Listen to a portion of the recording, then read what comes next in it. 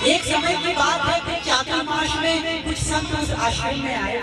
देवर्षि नारद कहते हैं वेदव्यास जी से कि एक समय की बात है कि चातुर्मास करने के लिए देवर्षि कुछ संत उस आश्रम में आए और संतों की बड़े भाव से सेवा कर रहे थे।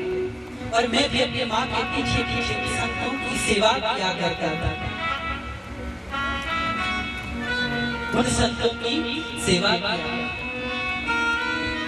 जब चातुर्मास पूरा हुआ वो संत जाने लगे तो मुझे बहुत दुख हुआ। मैं उनके पीछे पीछे चले गया और जब मैं उनके पीछे पीछे गया तो संतों ने मुझे रोक दिया। बोले आपकी माता जी जीवित है, जब तक आपकी माता जी जीवित हैं आप उनकी सेवा करो और जब आपकी माता जी अपने देह को त्याग दें उसके उपरांत आप हमारे पास आ सकते। देवर्षि नारद जी दुखी मन से लौटे वापस आश्रम में। कुछ समय की बात है, गोधूली मेला था जिसमें देवर्षि नारद की माता जी जो है, माँ जो है, गाय का दूध दो रही थी तो एक सर्प ने उन्हें काटा। एक सर्प ने उन्हें डस लिया जिससे देवर्षि नारद की माता जी की मृत्यु हो गई। अब आइए यहाँ पर देवर्षि नारद को देखिए। देवर्षि नारद के एक आंख से ठंडे आंसू बह रहे हैं और एक आंख से गर्म आंसू बह रहे हैं।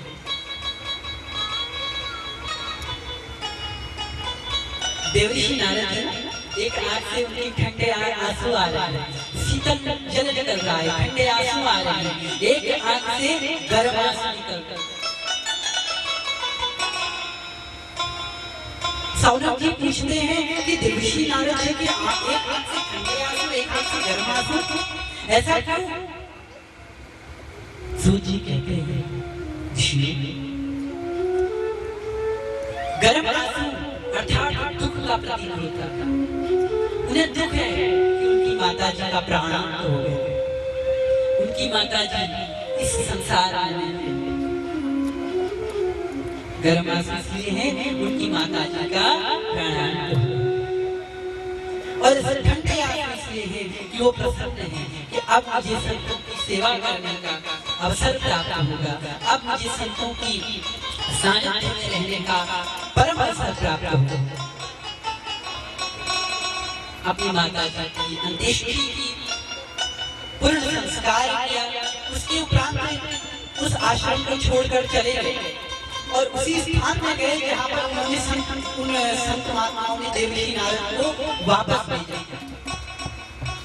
तो वहाँ पर तो कोई नहीं, तो नारद जी को बहुत कष्ट हुआ। आकाशवाणी देवर्षि नारद ने कहा अगले जन्म में परमात्मा की आप पर कृपा होगी। और हुआ देवर्षि नारद कहते हैं कि उन संतों की सेवा करके, किससे कह रहे हैं देवर्षि नारद? वेदव्यास जी। जब उनको दुख था तो देवर्षि नारद ने अपने पूर्व जन्म की कथा सुनाई वेदव्यास जी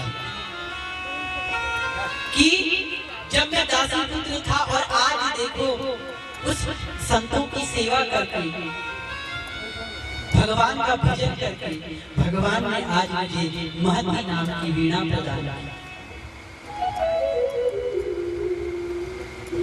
उन्होंने मुझे महती नाम की वीणा प्रदान की। तदुपरांत सूत जी महाराज 88,000 सौनक आदि ऋषियों को कथा श्रवण कराते हैं कि द्वापर काल सूत जी सौनक जी ने प्रश्न पूछा ये परीक्षित कौन है? ये परीक्षित कौन है?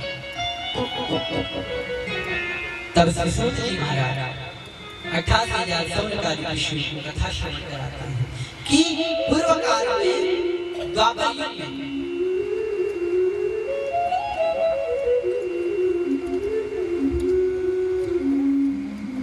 धृतराष्ट्र के 100 पुत्र, धृतराष्ट्र के 100 पुत्र और पांडवों के 5 पुत्र। पांडु की दो पत्नियां थी, एक कुंती और एक माद्री। एक कुंती और एक माद्री, ध्यान दीजिए। और गांधारी की 100 पुत्र थे और एक पुत्री थी जिसका नाम था दुशाला। ज्येष्ठ पुत्र का नाम था दुर्योधन। ज्येष्ठ पुत्र का नाम दुर्योधन।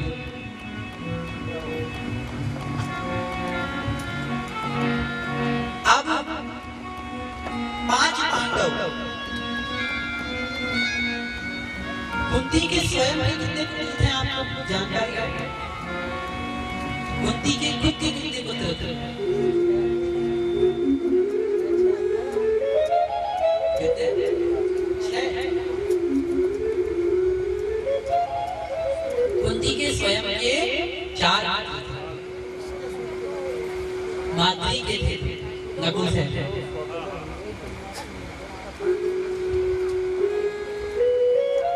माद्री के थे कर्ण, युधिष्ठिर, अर्जुन और भीम। ये कुंती के 4 पुत्र थे जिन्हें वरदान मिला था।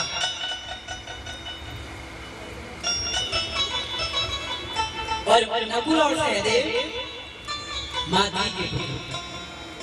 पांडु की 2 पत्नियां बताए, एक कुंती और एक माद्री। तो महाभारत में पांडव सज्जन थे और कौरव दुर्जन तो नहीं थे, लेकिन इनको संगत का प्रभाव हुआ। पांडव कृष्ण की संगत में थे, इसलिए सज्जन बने। और जो दुर्योधन कौरव थे किसके संगत में थे? मामा जी। कल मैंने बोला था शारको बुद्धिदाया तरुणी प्रभुता के शारको बुद्धिदाया। आज कलिकाल में क्या हो रहा है? बोले आज व्यक्ति अपने भाई से सलाह मशवरा न करते हुए सारे साहब को बुलाते हैं।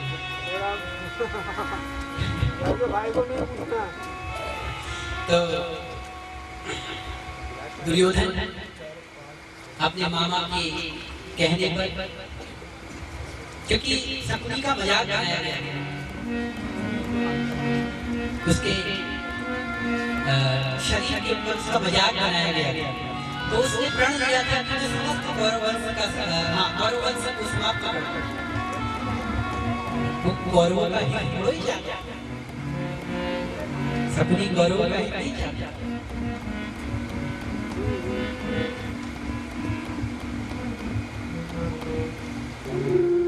तो जुए में जो है कौरव अपने पांडव अपने राज्य को खो बैठे और पांडवों ने कौरवों ने पूरा साम्राज्य जीत लिया। अब युद्ध की बारी आई। तो एक समय श्री कृष्ण ने कहा था कि पूरे युद्ध में मैं अस्त्र नहीं उठाऊंगा। पूरे युद्ध में जितना भी जितने दिन भी युद्ध चलेगा मैं अस्त्र नहीं उठाऊंगा। और एक समय की बात है, भगवान अपने कक्ष में विराजमान, भगवान अपने कक्ष में विराजमान थे। उसी समय दुर्योधन आया। उसी समय दुर्योधन आया। और जब दुर्योधन आया तो दुर्योधन, क्योंकि उस समय भगवान विश्राम कर रहे थे, भगवान श्री कृष्ण उस समय आराम कर रहे थे। दुर्योधन आया और कहाँ बैठ गया? सिराने पर बैठ गया। उसने कहा कि चलो आराम कर रहे हैं, मैं तब तक बैठ।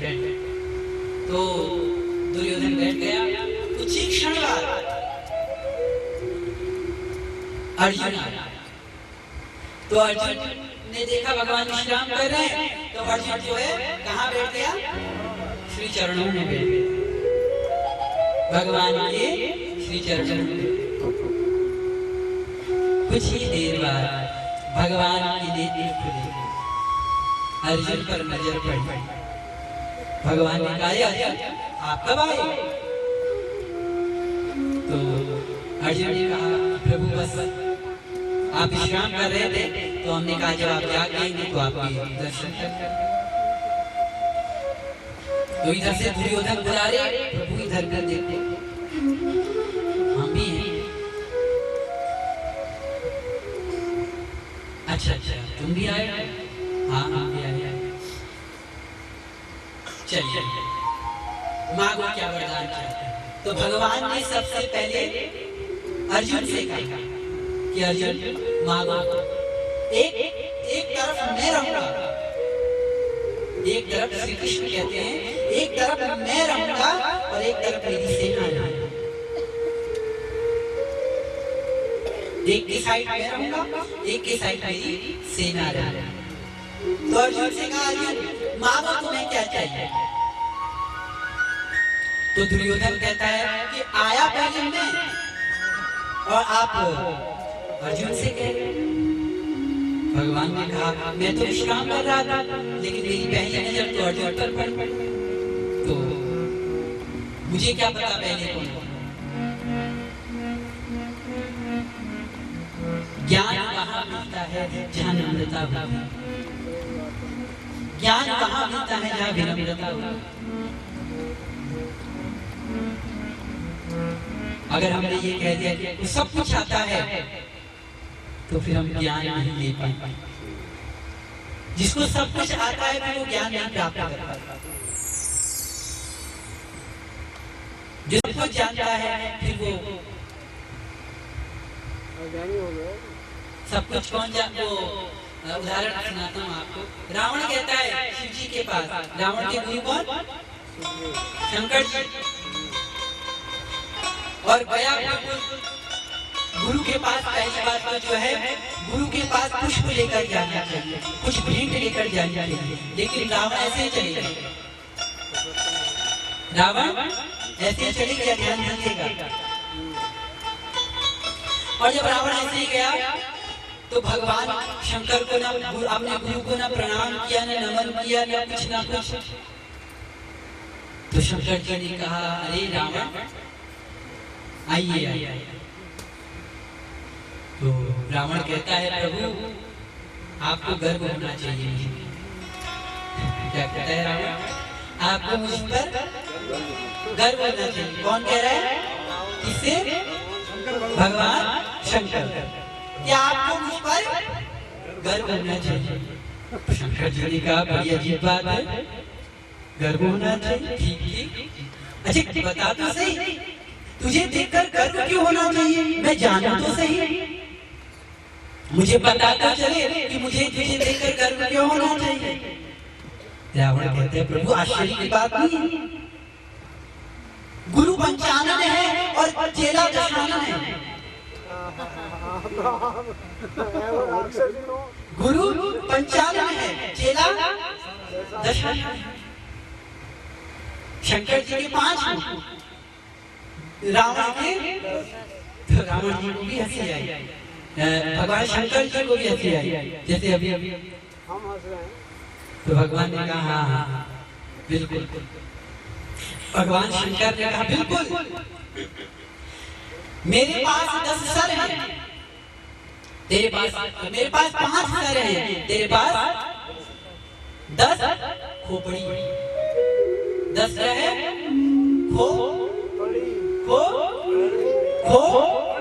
पड़ी, जिसमें से ज्ञान खो चुका है, जिसमें से वैराग्य खो चुका है, जिसमें से भक्ति खो चुकी है, बस वो खोपड़ी ही पड़ी।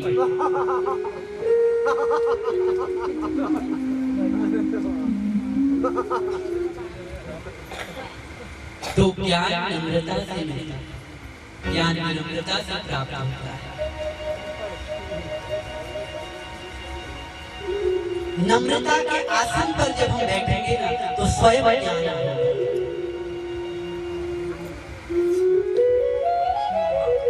लेकिन दुर्योधन सिराने पर बैठा था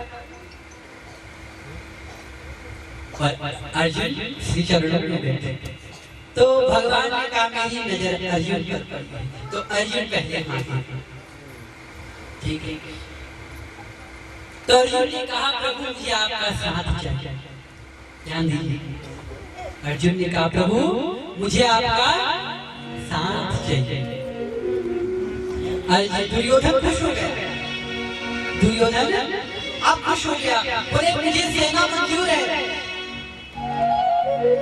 तुम्हारा अकेले का आचार थोड़ी डालेंगे, मुझे सेना चाहिए। ठीक है, दुर्योधन को सेना मिली, अर्जुन के पक्ष में कृष्ण है। दुर्योधन चले रहे, तो भगवान ने कहा अर्जुन तुम्हारे पास अवसर था, मैंने तुम्हें पहले मांगने के लिए बोला था कि तुम मांगो, तुमने सेना क्यों नहीं मांगा? क्या तुम जानते नहीं, क्या तुम्हें नीति पता नहीं कि बिना सेना के युद्ध जीतना असंभव है? तुमने मुझसे मेरी सेना क्यों नहीं मांगी? तो अर्जुन बहुत सुंदर बात करते, अर्जुन कहते हैं प्रभु कि मुझे वो जीत स्वीकार नहीं, जिस जीत में आपका साथ न हो, मुझे वो हार मंजूर है जिस हार में आपका साथ, जिस हार में आपका साथ। मुझे स्वीकार। तो अर्जुन का भाव प्रभु के उसे विश्वास, अर्जुन को विश्वास कि अकेले कृष्ण सबके लिए पर्याप्त है। युद्ध हुआ,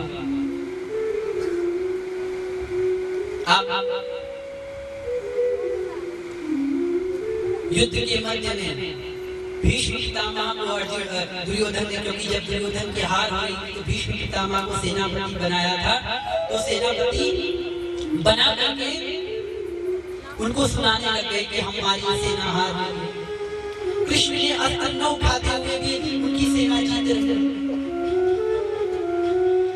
भीष्म पितामह को आवेश में आए, क्रोध में आए और प्रण दिया, क्या कृष्ण क्षत्रिय हैं तो क्या हम उससे कम हैं? मैं वचन लेता हूँ, मैं प्रतिज्ञा करता हूँ कि कल कृष्ण के युद्ध में कृष्ण के हाथ में अस्त्र उठा कर, कृष्ण के हाथ में अस्त्र उठा के रहूंगा। मैं ऐसी प्रतिज्ञा लेता हूँ। किसने ली ऐसी प्रतिज्ञा? भीष्म पितामह। तदुपरांत भोर हुई, प्रातः काल हुई, युद्ध की तैयारी हुई, शंखनाद हुआ, युद्ध प्रारंभ हुआ। आज भीष्म पितामह के तीर के बौछारों से समस्त पांडवों की सेना परास्त हो गई। दुर्योधन युधिष्ठिर देख के आश्चर्य हो गए, भीम को देखकर आश्चर्य हो गया, अर्जुन को देखकर आश्चर्य हो गया।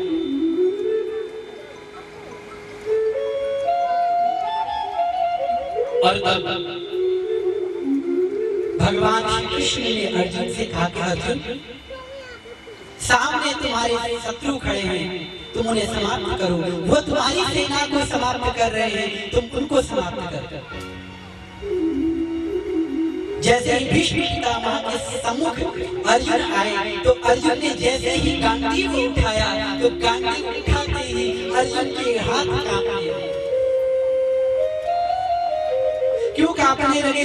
बोले इसलिए कांपने लगे कि जिसकी गोदी में हमने खेला है, जिसकी उंगली पकड़कर हम चले हैं, जिसने हमें चलना सिखाया है, आज मैं उनको गांडीव से कैसे मारूं? आचार्यन मातुलम भ्रातरन पुत्रान पौत्रान सखित तथा, आज मैं कैसे मारूं? तब भगवान ने कहा अगर अर्जुन तुम नहीं मारोगे तो मुझे अपनी प्रतिज्ञा तोड़नी पड़ेगी। अर्जुन के फिर भी हाथ कांप रहे, क्योंकि कि भगवान ने उपदेश भी दिया था, जिसको श्रीमद् भगवद गीता कहते हैं, जिसमें 700 श्लोकों द्वारा भगवान श्री कृष्ण ने अर्जुन को उपदेश भी दिया था कि धर्म के लिए अगर अधर्म अपना सगा भी कर रहा हो तो धर्म की रक्षा के लिए उस सगे को भी नहीं बख्शना चाहिए। और भगवान ने कहा कि अर्जुन तुम कांप क्यों रहे हो, तुम भयभीत क्यों हो रहे हो, तुम धर्म की रक्षा कर रहे हो, उठाओ अपनी गांडी और भीष्म पितामह को मार डालो, उठाओ अपना गांडी और भीष्म पितामह को मार डालो।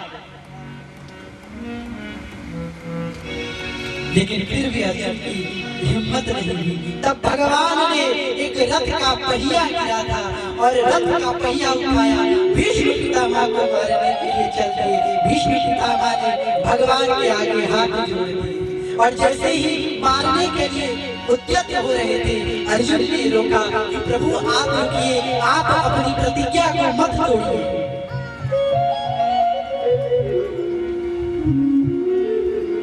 तो भीष्म पितामह से प्रभु कहते हैं कि भीष्म पितामह आप ऐसा सोच रहे होंगे कि मैंने कृष्ण के हाथ में अस्त्र उठवा दिया।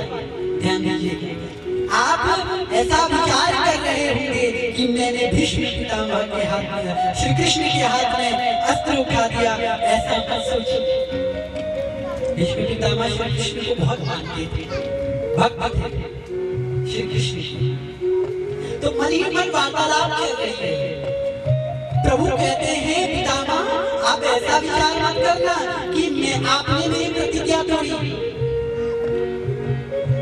यद्यपि अपना मान टले टले जाए, भक्त का मान टलते देखा।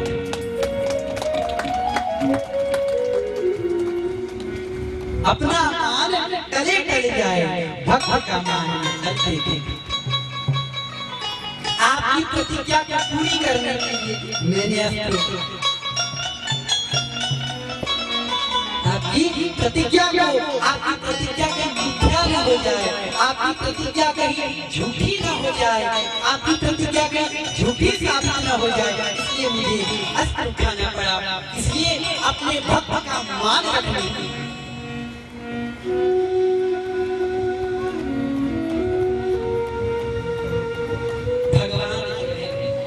अपने भक्त के लिए सब कुछ कर गए। वो झूठे पेड़ भी खा, वो केले के छिलके भी खा, भगवान का अंत तो गत्वा भीष्म पितामह अर्जुन ने अपने गांडीव से, अपने तीरों से छिन्न भिन्न कर दिया। भीष्म पितामह को इच्छा मृत्यु का वरदान कि जब वो चाहेंगे तभी उनकी मृत्यु होगी। तीरों की, बाणों की से सैया बिछा दी उनके लिए। इतने तीर लग गए, हाथ पांव सब पूरे शरीर में थे और से बाणों तीरों की सैया पर भीष्म पितामह विराजमान। सायंकाल में युद्ध समाप्त हुआ, तब रात्रि का समय हुआ, तब सभी ने विचार किया कि भीष्म पितामह हम सबके वरिष्ठ हैं, भीष्म पितामह हम सबके वरिष्ठ हैं, इसलिए हमें जो है भीष्म पितामह से मिलने के लिए जाना चाहिए। पांडव पक्ष भी भीष्म पितामह से मिलने के लिए गए, कौरव पक्ष भी भीष्म पितामह से मिलने के लिए गए और तदोपरांत सभी गए, सभी ने मुलाकात भेंट की। तब भीष्म पितामह ने कहा कि मैं अकेले में श्री कृष्ण से कुछ कहना चाहता हूँ, मैं अकेले में श्री कृष्ण से कुछ कहना चाहता हूँ। और तब भीष्म बड़ी सुंदर स्तुति करकर, भीष्म बड़ी सुंदर स्तुति करकर कहते हैं इतिमति रूप कल्पिता वितृष्णा भगवती सात्वा विभूति स्वसुखमुपगते क्वचित् विहरतुं प्रकृति मुपेयुष्य भव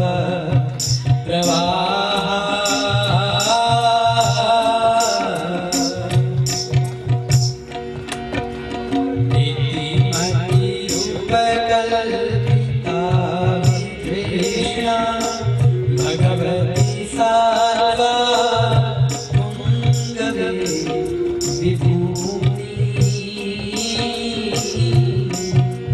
स्वसुखमुपगते क्वचित् विहरतुं प्रकृतिमुपेयुष्य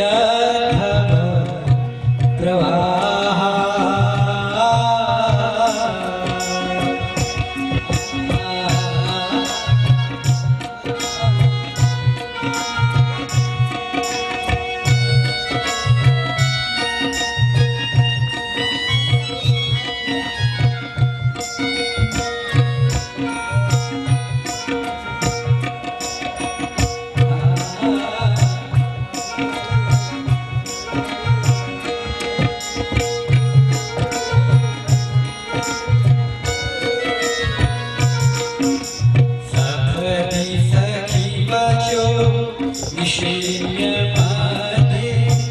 निज परयोर्बलयोरहं निवेश्य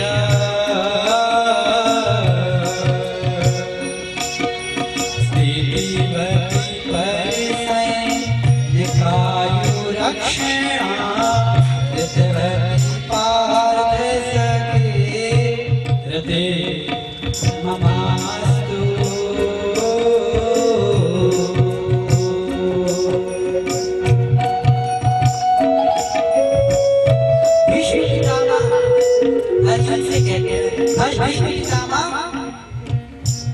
श्री कृष्ण इतने कहते हैं, क्या कहते हैं?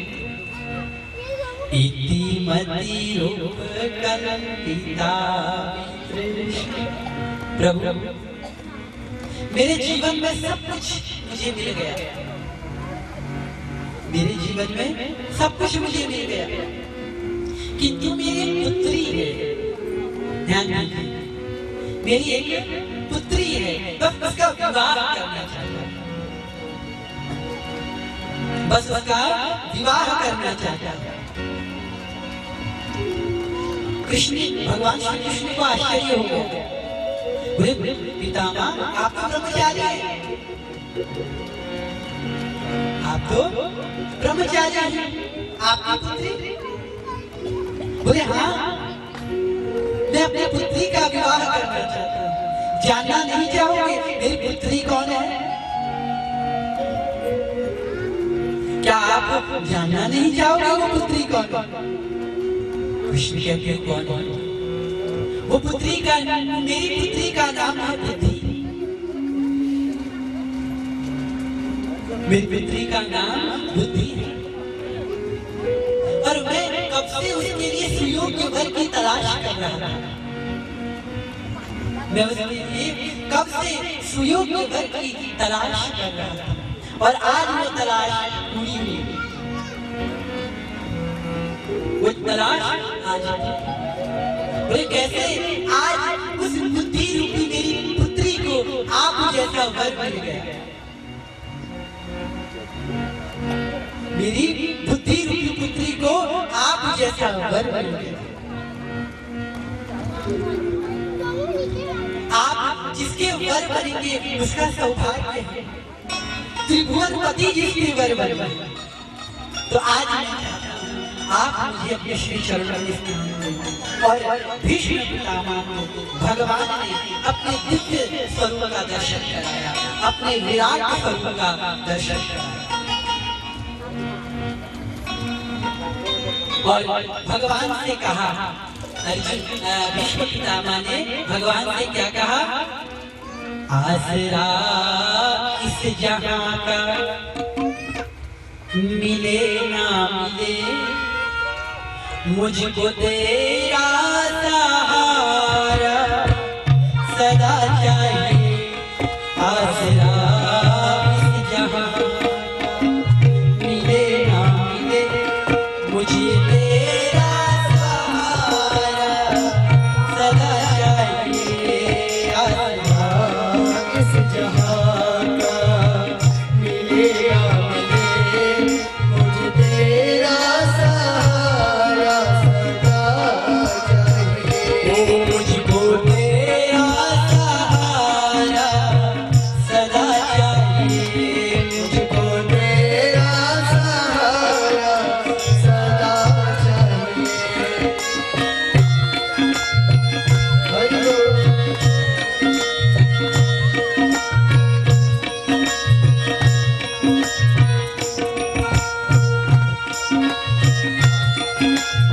आप सबको प्रार्थना कीजिए, प्रभु इस संसार का सहारा मिले न मिले, बस आपका सहारा, आपका आशीर्वाद मिलना चाहिए। क्योंकि संसार जब साथ छोड़ देता है, जब संसार वाले हमारा साथ छोड़ देते हैं, तब भगवान हमारा जाना पड़ता है। क्योंकि ये संसार कैसा है, यह खुशियां है कम और ज्यादा है कम, यहाँ खुशियां है कम और ज्यादा है कम, ओ यहाँ खुशियां है कम और ज्यादा है कम, यहाँ खुशियां है कम और ज्यादा है कम, जहाँ देखो वही है भरम ही भरम, जहाँ देखो वही है भरम ही भरम, ओ जहाँ देखो वही है भरम ही भरम, जहाँ देखो वही है भरम ही भरम, मेरी चाहत की दुनिया बसे ना बसे, मेरी चाहत से दुनिया बसे ना बसे, मेरी चाहत की दुनिया बसे ना बसे, मेरी चाहत की दुनिया बसे ना बसे, तेरे दिल में बसेरा तेरा चाहिए, तेरे दिल में बसेरा तेरा चाहिए, आसरा इस जहां का मिले ना मिले, आसरा इस जहां का मिले ना मिले, मुझको तेरा सहारा सदा चाहिए, मुझको तेरा सहारा सदा चाहिए।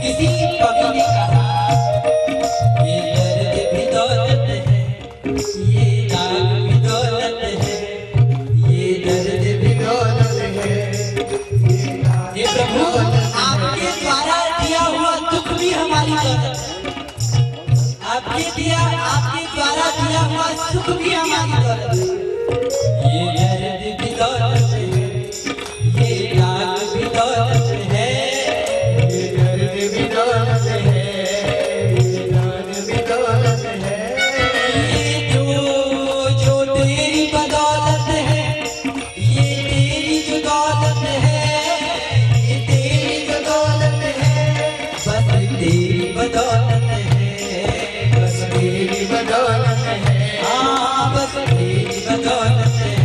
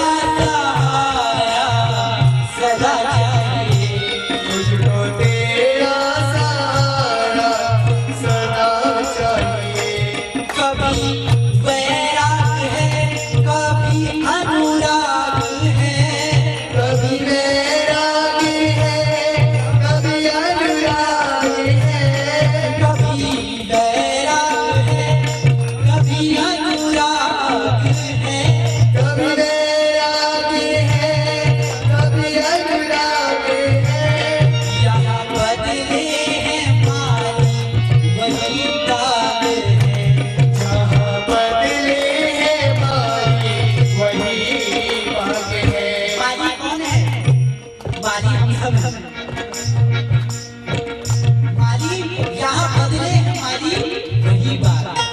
माली हम सब हैं और बात कौन है? परमात्मा।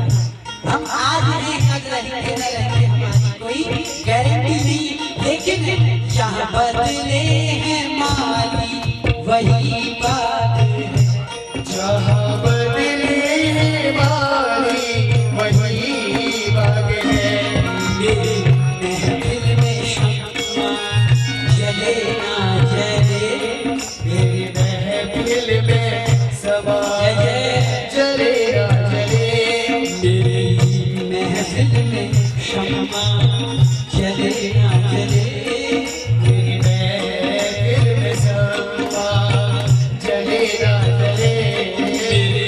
दिल में उजाला तेरा चाहिए, दिल में उजाला तेरा चाहिए। आसरा इस जहां का मिले ना मिले, आसरा इस जहां का मिले ना मिले। मुझको तेरा सहारा सदा चाहिए।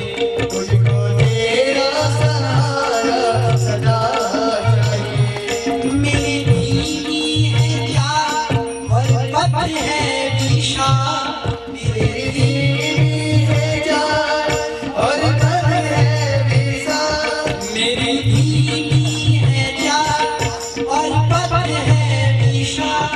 मेरी दीनी है जान और तन है विशाल। हर कदम पर मुसीबत है अब तू संभाल। हर कदम पर मुसीबत है अब